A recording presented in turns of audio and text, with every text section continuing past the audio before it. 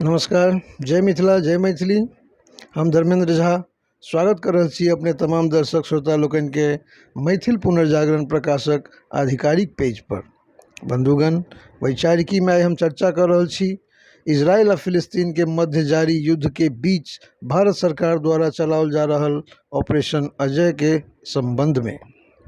बंधुगण, इजराइल आ फिलिस्तीन के मध्य युद्ध एखनहु जारी अछि। हजारों लोक एखन धरि मारल जा चुकल छथि। पहिने तऽ हमासक आक्रमण में अनेको इजरायली नागरिक मारल गेल, मुदा इजरायलक जवाबी कार्रवाई में गाजा पट्टी में सेहो मृतकक संख्या हजारों में कहल जा रहल अछि। तहिना एहि जवाबी कार्रवाई में बहुत रास नागरिक गंभीर रूप सँ घायल सेहो छथि। एहि सभक बीच हर देश अपन अपन नागरिक के ओहिठाम सँ निकालबाक लेल ऑपरेशन सेहो चला रहल अछि। भारत सरकार सेहो इजरायल से अपन भारतीय नागरिक के निकालबाक लेल ऑपरेशन अजय चलौलक अछि। एहि ऑपरेशन के सहायता से पहिल खेप में कुल 212 भारतीय के सुरक्षित देश आनल जा चुकल अछि। पहिल खेपक सफलताक उपरांत काल्हि इजरायल से भारतीय नागरिकक दोसर खेप सेहो नई दिल्ली पहुंचल, जाहि में 2 गोट बच्चाक संग 235 यात्री शामिल छलथि।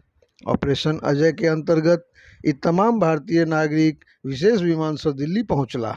हवाई अड्डा पर विदेश राज्य मंत्री रंजन सिंह एहि तमाम नागरिक के स्वागत सत्कार लेल उपस्थित छलथि। भारतीय अधिकारी के अनुसार भारतीय यात्री से भरल ई विशेष विमान तेल अवीव से शुक्र दिन रात्रि 11:02 पर उड़ान भरने छल। अब 2 खेपक सफल ऑपरेशन के उपरांत भारतीय दूतावास द्वारा कहल गेल अछि कि तेसर खेप में शामिल लोक के ईमेल क उड़ानक जानकारी दऽ देल गेल अछि। संगहि आगामी उड़ान के लेल ओहिठाम फंसल भारतीय नागरिक के पुनः संदेश पठाओल जायत। 7 अक्टूबर से जारी हमासक आतंकवादी आ इजरायली सेना के मध्य एहि युद्ध के चलते इजरायली शहर पर लगातार रॉकेट हमलाक अंदेशा बनल अछि। फलतः अनेको विमान कंपनी अपन उड़ान रद्द कयलक अछि। एयर इंडिया द्वारा सेहो इजरायल के लेल तमाम उड़ान रद्द कयल गेल अछि। इजरायल में जारी युद्ध के चलते भारतीय नागरिकक मध्य चिंता तऽ पहिने से व्याप्त छल। आब उड़ान रद्द भेलाक उपरांत भारतीय छात्र, परिवार और धार्मिक यात्रा पर गेल तमाम श्रद्धालु ओहिठाम लगभग फंसि गेल छथि। मुदा पूर्वक भांति भारत सरकार द्वारा इजरायल में फंसल भारतीय नागरिक के बाहर करबाक निर्णय लेल गेल अछि। इजरायल में फंसल अपन लोक के निकालबाक लेल भारत द्वारा ऑपरेशन अजय शुरू कयल गेल अछि। विदेश मंत्री डॉक्टर एस जयशंकर द्वारा कहल गेल कि इजरायल से जे भारतीय देश घुरय चाहैत छथि हुनका सबके लेल ऑपरेशन अजय के अंतर्गत विशेष उड़ानक व्यवस्था कयल जा रहल अछि। एकटा रिपोर्ट के मुताबिक इजरायल में लगभग 18,000 भारतीय रहैत छथि। जयशंकर एक्स पर अपन एकटा पोस्ट में लिखने छलाह कि सरकार विदेश में रहि रहल भारतीय नागरिकक सुरक्षा आ कल्याण के लेल पूर्ण रूपेण प्रतिबद्ध अछि। तहिना इजरायल में भारतीय दूतावास द्वारा कहल गेल अछि कि दूतावास द्वारा पंजीकृत भारतीय नागरिक के विशेष उड़ान के संदर्भ में ईमेल से जानकारी पठाओल जा चुकल अछि। दूतावास द्वारा साफ कहल गेल कि बाकी पंजीकृत लोक के आगामी उड़ान के लेल सूचना शीघ्र पठाओल जायत। दूतावास 24 घंटा कार्य केनिहार हेल्पलाइन के माध्यमे भारतीय नागरिकक सहायता कऽ रहल अछि। संगहि लोक सब सँ शांत आ सतर्क रहबाक संग संग सुरक्षा परामर्शक पालन करबाक लेल सेहो कहि रहल अछि। इजरायल आ फिलिस्तीन में जारी घटनाक्रम के देखैत स्थितिक निगरानी आ जानकारी आ सहयोग के लेल विदेश मंत्रालय में 24 घंटा कार्य केनिहार कंट्रोल रूम सेहो बनाओल गेल अछि। ऑपरेशन अजय के अंतर्गत इजरायल से भारत पहुंचल नागरिक द्वारा इजरायल से सुरक्षित भारत निकलबाक लेल भारत सरकार के प्रति आभार प्रकट कयल जा रहल अछि। इजरायल में भयक वातावरण अछि। एक तरह कहल जाय तऽ ओहिठामक स्थिति दिनोदिन बद सँ बदतर भेल जा रहल अछि। भारत सरकार द्वारा चलाओल जा रहल ऑपरेशन अजय के उपरांत आब ओहिठाम फंसल भारतीय नागरिक उत्साहित अछि। देश वापसीक प्रसन्नताक अनुमान एहि बात सँ सहजहि लगाओल जा सकैत अछि कि जहन शनि दिन 235 यात्री के लऽ कऽ भारतीय विमान इजरायल से उड़ान भरलक तऽ विमान में सवार तमाम भारतीय नागरिक द्वारा विमान में वंदे मातरम नारा सेहो लगाओल गेल। इजरायल आ फिलिस्तीनक मध्य जे विवाद अछि ओ बड्ड पुरान अछि। कएक बेर पहिनहु एहि तरहक स्थिति बनैत रहल छैक। एहि युद्धक अनेको कारण भऽ सकैत अछि आ एहि युद्धसँ दुनिया सेहो दू भागमे बँटायल सन प्रतीत भऽ रहल अछि। मीडिया रिपोर्ट्स के अनुसार हमास द्वारा कहल जा रहल अछि कि इजराइल पर हमासक हमला यरूशलेम में अल-अक्सा मस्जिद के इजराइल द्वारा अपवित्र करबाक प्रतिशोध अछि।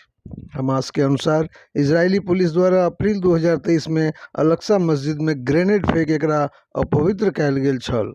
आब हमासक हमला के उपरांत इजरायली सेना लगातार हमास के ठेकान पर हमला कर रहल अछि, तऽ इजरायलक आक्रामकता के देखैत हमास द्वारा अब अतिक्रमण आ महिला पर अत्याचारक बात कयल जा रहल अछि। हमासक प्रवक्ता द्वारा अरब देश सँ अपील कयल गेल अछि जाहिमे इजरायल के संग तमाम तरहक संबंध तोड़बाक आह्वान कयल गेल अछि।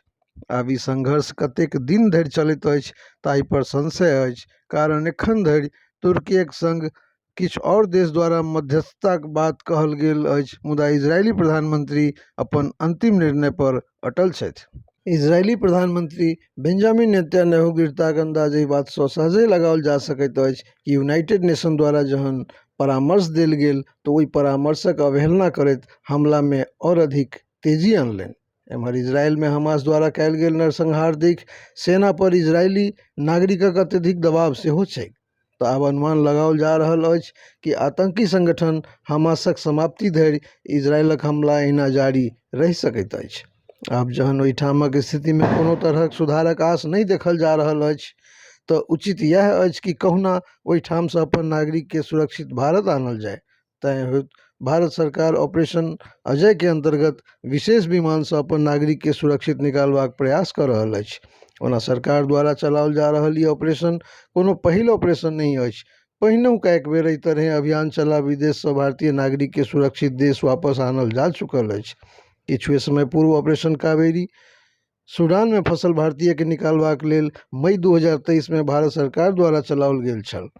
मई में सूडान में जहन गृह युद्ध छिड़ल छलैक, सूडान पूर्ण रूपेण गृह युद्धक चपेट में छल आ ओहिठाम दू समूहक मध्य भीषण संघर्ष सेहो जारी छलैक।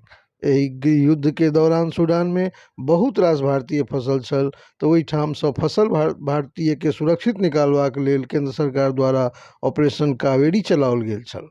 ओना भारतीय इतिहासक सबसँ पैघ रक्षा अभियान वर्ष 1990 में चलाओल गेल। ओहि अवधि में संपूर्ण मध्य पूर्व में तनावक स्थिति छलैक आ अचानक सँ इराकी तानाशाह सद्दाम हुसैन द्वारा कुवैत पर आक्रमण कऽ देल गेल। जहन ई हमला भेल तऽ ओहि देश में 1.5 लाख सँ बेसी भारतीय मौजूद छलाह।